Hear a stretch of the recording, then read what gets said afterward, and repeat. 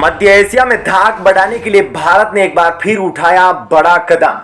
पहली बार दुनिया ने देखा ताइवान का रौद्र रूप। ताइवान की आतिशबाजी के आगे चीन ने किया सरेंडर। आजीवन राष्ट्रपति बनने वाला है जिनपिंग। इतिहास रचेगा जिनपिंग, लेकिन भारत सहित पूरी दुनिया की बढ़ाएगा टेंशन।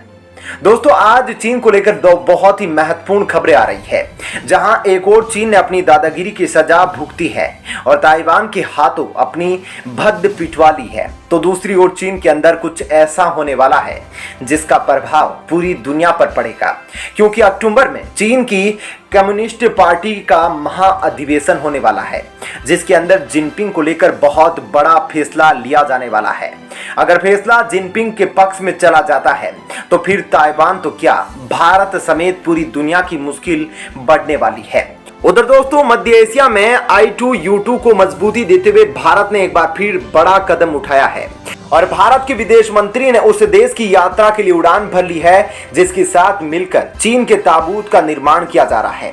तीनों ही खबरों को एक एक करके जानेंगे कि आखिर मामला क्या कुछ है, लेकिन उससे पहले वीडियो को लाइक शेयर करना मत भूलिएगा। दोस्तों, ताइवान को लेकर भड़की आग लगातार विकराल रूप लेती जा रही है, लेकिन ताइवान अपने शौर्य को दिखाने में कोई कसर नहीं छोड़ रहा। ताइवान के सामने पहाड़ जैसा देश खड़ा है जिसको लांघ कर जा पाना इस द्वीपीय देश के लिए नामुमकिन से कम नहीं है, लेकिन ताइवान के हौसले की दाद देनी होगी जिसने चीन के दांत खट्टे कर दिए हैं। आपको बता दें कि दोस्तों, ताइवान मुद्दे पर चीन और अमेरिका के बीच लगातार तनाव कम नहीं हो रहा है। चीन लगातार ताइवान के आसपास बड़े पैमाने पर सैन्य अभ्यास कर रहा है। अमेरिकी निचले सदन की स्पीकर नैन्सी पेलोसी की ताइवान यात्रा के बाद दोनों देशों के बीच तनाव और ज्यादा बढ़ गया था, जिसके बीच ताइवान ने चीन पर एक बहुत बड़ी कार्रवाई की है। इस कार्रवाई ने पूरी दुनिया को हिलाकर रख दिया है। इस कार्रवाई ने ताइवान के उस रौद्र रूप का दुनिया को दीदार करवा दिया जिसका इतने सालों से, इतने दिनों तक केवल अंदाजा लगाया जा रहा था और ताइवान को एक शांति प्रिय देश समझा जाता था। दरअसल दोस्तों, हाल ही में ताइवान की सेना ने चेतावनी के साथ चीन के ड्रोन पर फायरिंग की है। इतना ही नहीं, ताइवान ने यह भी कहा कि यह केवल चेतावनी है। गौरतलब है कि यह पहली बार है जब ताइवान ने चीन के खिलाफ इस तरह का कदम उठाया है। दोस्तों, ताइवान की इस कार्रवाई के बाद ताइवान के ही एक सैन्य प्रवक्ता ने इस कार्रवाई के बारे में विस्तृत जानकारी दी और कहा कि चीन का एक ड्रोन ताइवान की द्वीपीय सीमा के पास उड़ान भर रहा था और ताइवान की फायरिंग के बाद यह ड्रोन सीधा उड़कर चीन की तरफ चला गया। वहीं दोस्तों, ताइवान की इस कार्रवाई के बाद दोनों देशों के बीच तनाव और बढ़ सकता है। दोस्तों, ताइवान की इस कार्रवाई पर, ताइवान के इस एक्शन पर आपका क्या कहना है, जरूर बताएं। चलिए अब दूसरी खबर की ओर रुख करते हैं। दोस्तों, चीन में कम्युनिस्ट पार्टी की ओर से बहुत बड़ी खबर आ रही है और अगर जैसा की खबर है वैसा कुछ होता है तो जिनपिंग की बल्ले बल्ले, लेकिन पूरी दुनिया में टकराव की स्थिति यह जिनपिंग जरूर पैदा कर देगा, क्योंकि दोस्तों, जब से जिनपिंग ने चीन की सत्ता संभाली है तब से चीन ने पूरी दुनिया के अंदर विवाद को बढ़ा रखा है। वहीं अगर यह तीसरी बार या फिर आजीवन राष्ट्रपति बनता है तो फिर चीन का सबसे बड़ा टारगेट ताइवान होगा और उसके बाद भारत और चीन के बीच विवादित क्षेत्र होंगे।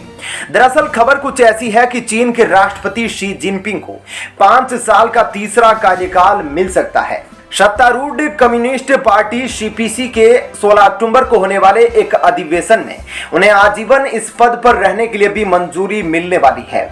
हालांकि यह विशेषाधिकार अब तक दोस्तों पार्टी के संस्थापक माओ त्से तुंग को ही मिला था। शी के अलावा अधिवेशन में देश भर से 2000 से अधिक प्रतिनिधि शामिल होंगे, जो विश्व की दूसरी सबसे बड़ी अर्थव्यवस्था के लिए एक नई आधिकारिक टीम को अपनी मंजूरी देंगे।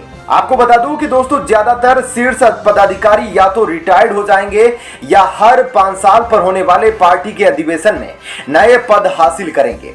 वहीं जिनपिंग के अलावा चीन के अंदर जो प्रधानमंत्री है के कियांग पिछले 10 वर्षों से सत्ता में है।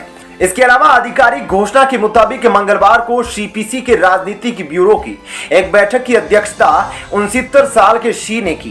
बैठक में फैसला लिया गया कि पार्टी के पदाधिकारी की भागीदारी वाला इसका एक पूर्ण सत्र 9 अक्टूबर को आयोजित किया जाएगा। उसमें यह प्रस्ताव रखा जाएगा कि 20वां अधिवेशन बीजिंग में 16 अक्टूबर को आयोजित किया जाएगा। साथ ही दोस्तों, जिनपिंग की अगुवाई में हुई इस बैठक के अंदर इस बात पर भी जोर दिया गया कि सीपीसी का 20वां अधिवेशन इस नाजुक घड़ी में काफी अहम है, क्योंकि पूरी पार्टी और समूचा राष्ट्र हर तरह से एक आधुनिक समाजवादी देश के निर्माण की दिशा में एक नया सफर शुरू करेगा और दूसरे शताब्दी की लक्ष्य की ओर बढ़ेगा। सीपीसी अपने सभी अहम अधिवेशन हर 5 साल पर आयोजित करती है, जिस दौरान वह सरकार और पार्टी के काम की समीक्षा करती है और अगले 5 वर्षों के लिए योजना को मंजूरी देती है। पार्टी की मौजूदा परंपरा के तहत नेतृत्व और शीर्ष पदाधिकारी हर 10 साल पर बदले जाते हैं। 10 साल का कार्यकाल पूरा होने पर रिटायर्ड होने वाले अपने पूर्ववर्तियों के उलट शी जिनपिंग को 20वें अधिवेशन में राष्ट्रपति पद पर तीसरे कार्यकाल के लिए मंजूरी मिलने की उम्मीद जताई जा रही है। जिनपिंग इस साल 5 साल का अपना दूसरा कार्यकाल पूरा करने वाले हैं। चलिए दोस्तों, अब अगली खबर की ओर रुख करते हैं। दोस्तों, मध्य एशिया के अंदर भारत लगातार अपनी ताकत को मजबूत कर रहा है। अरब देशों के अंदर भारत अपनी छवि को सुधारने में लगा है। इसी कड़ी में दोस्तों, भारत ने अब एक बार फिर से यूएई के साथ बड़ा कदम उठाया है। और दोस्तों, आपको बता दूं कि यह वही यूएई है जिसके साथ अमेरिका, इजराइल और भारत ने मिलकर I2U2 संगठन का निर्माण किया है। अब दोस्तों, भारतीय विदेश मंत्री एस जयशंकर 3 दिनों की यात्रा पर बुधवार को संयुक्त राष्ट्र अमीरात पहुंच चुके हैं।